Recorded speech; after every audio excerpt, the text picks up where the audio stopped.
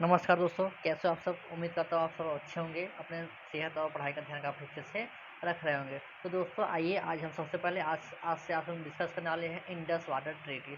दोस्तों यह ट्रीटी किसके और किस दो कंट्री के बीच में हुआ था, किसके माध्यम से हुआ था और यह कब कराया गया था और किस देश में हुआ था और इसकी हिस्ट्री क्या है दोस्तों, इस सब के बारे में आज हम डिस्कस करने वाले हैं।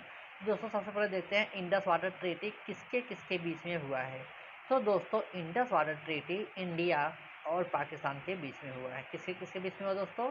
इंडिया एंड पाकिस्तान के बीच में इंडस वाटर ट्रीटी आपका हुआ है। यह ट्रीटी आखिर इंडिया पाकिस्तान में साइन क्यों किए गए थे?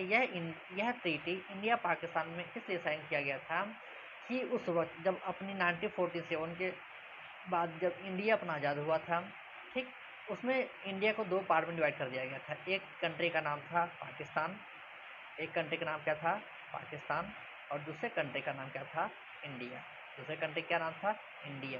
ठीक है दोस्तों, इसलिए इसलिए क्या होता है, जब एक घर में, जब मान लो जैसे कोई घर है या दो भाई आपस में अलग होंगे तो क्या करेंगे? हर एक चीज़ के प्रॉपर्टी में आधे आधे का बंटवारा करेंगे, ठीक है। लेकिन दोस्तों यहाँ पर ऐसा नहीं हुआ, बराबरी का बंटवारा नहीं हुआ। यहाँ पर बंटवारा पॉपुलेशन के हिसाब से हुआ। किसके हिसाब से हुआ? पॉपुलेशन के हिसाब से हुआ।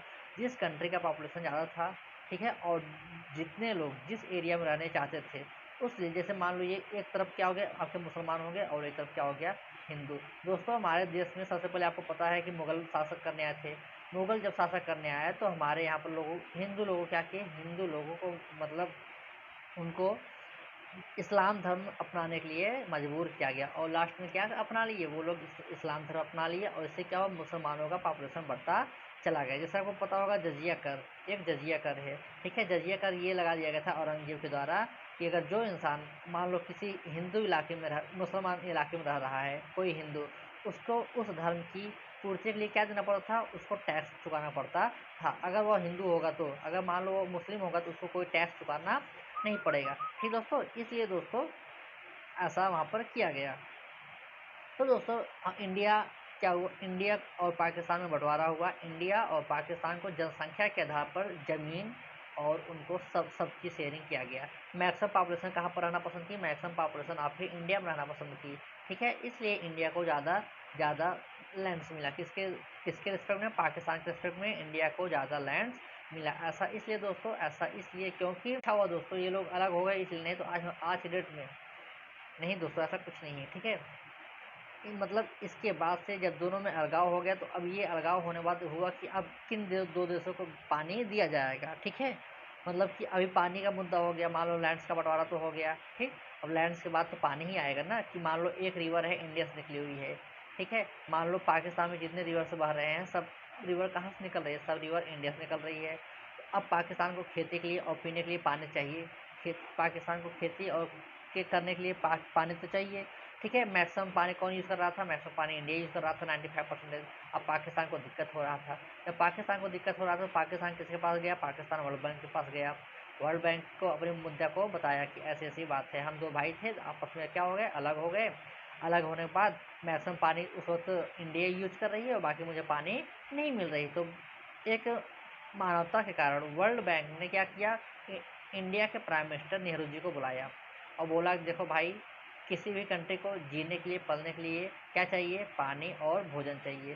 तो पानी और भोजन चाहिए तो इसलिए आपको इस ट्रीटी में साइन करना पड़ेगा कि कितना आपके यहाँ से जितना रिवर निकल रहा है उसका पानी आप कितना यूज़ करोगे और जहाँ पर जा रहा है वो कितना पानी यूज़ करेगा, ठीक है। इन्हीं मुद्दों को देखते हुए नेहरू जी के अंदर एक मतलब मानवता का भावना आ गया। को पता है कि इंडिया एक सहनशील कंट्री है, मतलब वहाँ के लोग बहुत, यहाँ के लोग बहुत ही अच्छे होते हैं, ठीक। तो एक मानवता के नाम पर 1960 में आपके जवाहरलाल नेहरू, इंडिया के प्रधानमंत्री कौन थे? जवाहरलाल नेहरू थे। और पाकिस्तान के प्रधानमंत्री कौन थे? अयूब खान थे।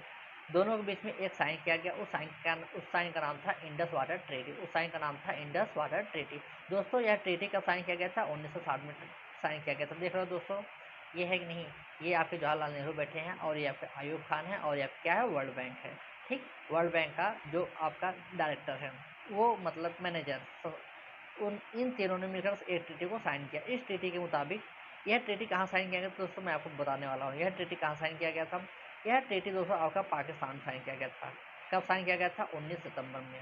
19 सितंबर 1960 में आपका यह ट्रीटी साइन किया गया था। इस ट्रीटी के मुताबिक यह बोला गया था इंडिया पूरे नदी का सिर्फ 20% पानी क्या करेगी, यूज करेगी, और बाकी रिमेनिंग 80% कौन यूज करेगा, बाकी रिमेनिंग 80% पाकिस्तान यूज करेगा। ठीक है दोस्तों, ऐसा क्यों आपको मैं बताने वाला, ऐसा इसलिए दोस्तों, इसका मेन रीजन ये था कि यहाँ पर मैप में आप देखो, मैं बता रहा हूँ आपको, ये क्या हो गया, आपका इंडिया हो गया, ये आपका क्या हो गया, ये आपका इंडिया हो गया। ठीक, ये आपका इंडिया हो गया। चलो मान लो यहाँ से आपके कश्मीर, जम्मू कश्मीर से ये यहाँ पर आपको पता है कि यह सब बर्फीली एरिया है, और मैक्सिमम आपकी जो नदियाँ निकलती है वो कहाँ से निकलती है, वह एक मतलब पर्वत से, पहाड़ों से निकलती है। ठीक है, यहाँ पर और बर्फ़ से पिघल कर नदियाँ निकलती है। तो ये सब नदी कहाँ निकली, ये नदियाँ कुछ यहाँ चीन से होते हुए निकल, ठीक, चीन से ये नदियाँ निकल रही हैं। उसके बाद मैक्सिमम जो आपका सतलज नदी है, इसका मैक्सिमम पोर्शन कहाँ पर है, इसका मैक्सिमम पोर्शन इंडिया पे है। ठीक है, इसलिए वर्ल्ड बैंक के द्वारा बोला गया कि ये जो सतलज है और ये आपका जो ब्यास है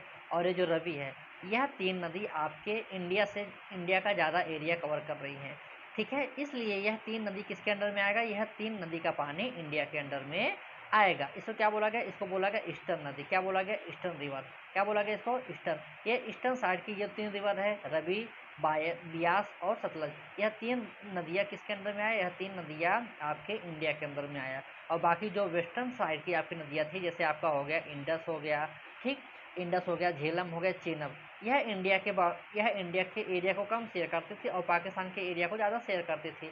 इसलिए यह तीन नदी किसके अंडर में गया, यह तीन नदी पाकिस्तान के अंडर में गया। दोस्तों यह आपके सबसे तीन मतलब टोटल आपकी इंडस रिवर में टोटल कितनी नदियाँ थी, टोटल 6 नदियाँ थी। कितनी नदियाँ थी, 6 नदियाँ। 3 नदियों का पानी पाकिस्तान यूज़ करता है और 3 नदियों का पानी कौन यूज़ करता है, मतलब कि यह तीन नदी पाकिस्तान के हिस्से में गया और यह 3 नदी इंडिया के हिस्से में आया। इंडिया के हिस्से में जो नदी आया वह सतलज था, ब्यास था और रवि था। ठीक, और पाकिस्तान के हिस्से में जो नदी आया था वो इंडस था, झेलम था, चेनाब था। तो दोस्तों आप बोलोगे कि यह याद कैसे करूँगा, याद करने का मैं आपको ट्रिक बता रहा हूँ। ठीक है दोस्तों, याद करने का ट्रिक मैं आपको दिखा रहा हूँ। यहाँ पर देखो, पाकिस्तान के हिस्से में कौन सी नदी गया, CJI, मीन्स इसको बोलते हैं चीफ जस्टिस ऑफ इंडिया। हमारे कॉन्स्टिट्यूशन में जो हमारे संविधान में जो सबसे बड़े जज हैं उनको क्या बोला गया है, चीफ जस्टिस ऑफ इंडिया। ठीक है, तो मान लीजिए क्या जो चीफ जस्टिस ऑफ इंडिया है किस कहाँ के हैं, पाकिस्तान के हैं। कहाँ के हैं, पाकिस्तान को। तो इससे क्या पता चलता है, सी से क्या हो गया, सी से आपका हो गया चेनाब। सी से कौन सा नदी हो गया आपका, चेनाब नदी हो गया। कौन सा नदी हो गया आपका, सी से चेनाब नदी हो गया। ठीक, और एक सी से चेनाब हो गया। उसके बाद जे से क्या हो जाएगा, जे से हो जाएगा आपका झेलम। जे से क्या हो जाएगा आपका, झेलम। ठीक, जे से क्या हो गया आपका, झेलम नदी हो गया। ठीक, उसके बाद CJI, सी से चेनाब, जे से झेलम, आ से क्या हो गया, आ से इंडस। आ से क्या हो गया, इंडस। यह तीन नदियाँ किसके अंडर में है, यह तीन नदियाँ पाकिस्तान के अंडर में है। कौन कौन, चेनाब, झेलम और इंडस।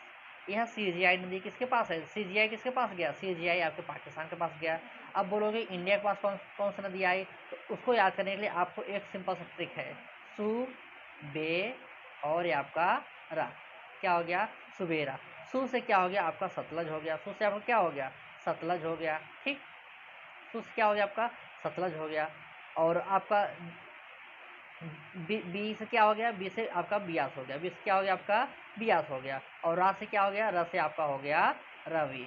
र से क्या हो गया, रावी। आपका मतलब इसका कहने का अर्थ ये है कि आपका जो सु से हो गया सतलज, बी से हो गया ब्यास और आर से हो गया रावी। मतलब इंडिया में क्या हो गया, सुबेरा हो गया। इस ट्रीटी के बाद से इंडिया में क्या हो गया, सुबेरा। आपको बहुत आसान करना क्या हो गया दोस्तों, बहुत ही आसान हो गया। मैक्सिमम लोग बोलते हैं कि इन नदियों को याद कैसे करें। तो देखो दोस्तों, अगर आपको किसी भी कम्पिटिटिव एग्जाम में देना है तो आपको वहाँ पर ट्रिक बना कर रखना पड़ेगा। ट्रिक में आप कोई चीज़ को कैसे याद करते हो, तो सिंपल सा ट्रिक, ये ट्रिक मुझे कोई नहीं बताया था। इस ट्रिक को मैं पढ़ते पढ़ते माइंड में एकाएक मेरे आ गया और मैं बोला, मेरे सभी दोस्त मैं बोले थे कि यार तुम लोग, मैं आपका CGI बना दिया हूँ, आप लोग को भी नेक्स्ट बनाकर लाना है। तो मैं बोला कोई बात नहीं, ठीक है सर, आपने बना दिया तो हम भी बना लेते हैं। तो सर ने मुझे बताया था CGI, chief justice of India, और मेरे मन में आ गया सुबेरा। मैं बोला आप CGI बनाया, मैं सुबेरा बना दे रहा हूँ। इंडिया में क्या हो गया, सुबेरा हो गया। सतलज, ब्यास, रावी।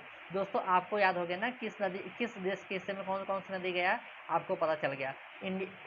मतलब चीफ जस्टिस ऑफ इंडिया कहाँ पर गए, पाकिस्तान में गए, और बाकी आपके जो सुबेरा हुआ कहाँ पे हुआ, इंडिया में हुआ। ठीक है दोस्तों, इसलिए बताया गया दोस्तों। मैं आपको और कुछ दिखाने वाला हूँ। तो दोस्तों आपको जैसे यहाँ पर मैं बता दिया हूँ, ठीक। और दोस्तों यहाँ पर कुछ पॉइंट भी दिया गया है कि आपका जो 80 क्या है, ये आपका 80, ठीक है, 80% वाटर कौन यूज़ करेगा, 80% वाटर पाकिस्तान यूज़ करेगा, बाकी रिमेनिंग आपका 20% कौन यूज़ करेगा, 20% इंडिया यूज़ करेगा। तो दोस्तों ऐसा नहीं है कि मतलब कि पाकिस्तान को पूरा नदी दे दिया गया, इंडिया से निकल रही है, ऐसा कुछ नहीं है। तो वहाँ पर बोला गया था, इस ट्रीटी के अनुसार बोला गया था कि देखो, सबसे पहले इस ट्रीटी के अनुसार ये बोला गया था कि ये जो आपका वेस्टर्न नदी है, वेस्टर्न नदी ये भी तो इंडिया से निकल रही है, वेस्टर्न नदी भी आपसे इंडिया से निकल रही है। तो इसमें ये बोला गया कि जितनी नदियाँ है, इंडिया इसका पानी, मतलब कि वेस्टर्न साइड में जितनी नदियाँ हैं, इंडिया इसका पानी एग्रीकल्चर, ठीक है, किसके, एग्रीकल्चर के पर्पज़ से नहीं कर पाएगी। हाँ, वह अगर चाहती है, ठीक है, तो वह चाहती है तो इन नदियों पर डैम बना सकती है, इन नदियों पर डैम बना करके अपना हाइड्रो पावर प्रोजेक्ट स्टार्ट कर सकती है। इससे क्या होगा, इससे ये होगा कि इंडिया से जो पानी पाकिस्तान में बहकर जा रहा है, उस पानी में कोई कमी भी नहीं आएगा और इंडिया का भी काम होगा और पाकिस्तान को पीने के लिए और खेती करने के लिए भी मिलेगा। तो इंडिया से जितनी भी नदियाँ निकल रही है, उस पर इंडिया क्या बना लिया है, डैम बना लिया। क्या बना लिया है इंडिया, डैम बना लिया क्या। देखो, पहला डैम इंडिया क्या बनाया, कहाँ बनाया, सतलज पर बनाया है। कहाँ पर बनाया, सतलज पर, भाखड़ा डैम हो गया। और दूसरा कौन सा है आपका, पोंग डैम, कहाँ बनाया वो, ब्यास पर बनाया। और तीसरा आपका एक रंजीत सागर डैम है, वो कहाँ बनाया, रावी पर बनाया। दोस्तों आपकी बात ठीक है। इस समझौते के मुताबिक इंडिया सिर्फ 20% ही पानी क्या करेगी,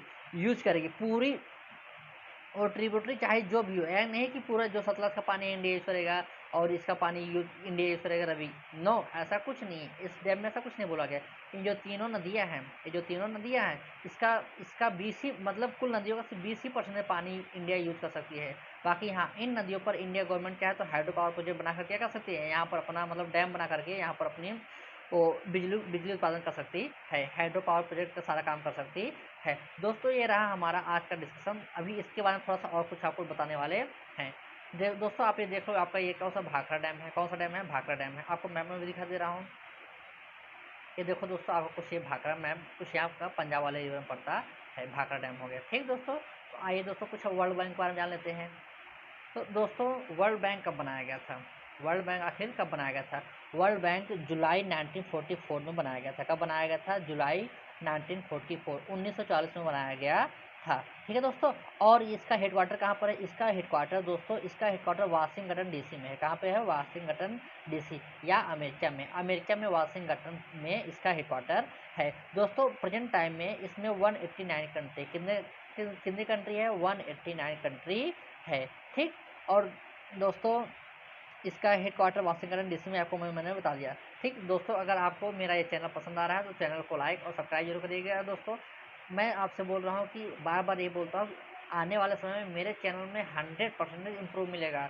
इसलिए दोस्तों आप लोग घबराइए ना कि अभी सर की आवाज़ क्लियर नहीं आ रहा है, ऐसा कुछ नहीं है। प्रेजेंट टाइम में मेरे पास कुछ प्रॉब्लम है, लेकिन आने वाले समय में ये सब प्रॉब्लम क्या कर दूंगा, मैं दूर कर दूंगा, ठीक है दोस्तों। अगर आपको मेरा लेक्चर पसंद आया तो लेक्चर को लाइक एंड सब्सक्राइब जरूर करिएगा। तो दोस्तों मिलते हैं अगले लेक्चर में। बड़ों को नमस्ते, छोटों को प्यार, छोटी सी लाइफ में एंजॉय करो यार। तब तक के लिए जय हिंद।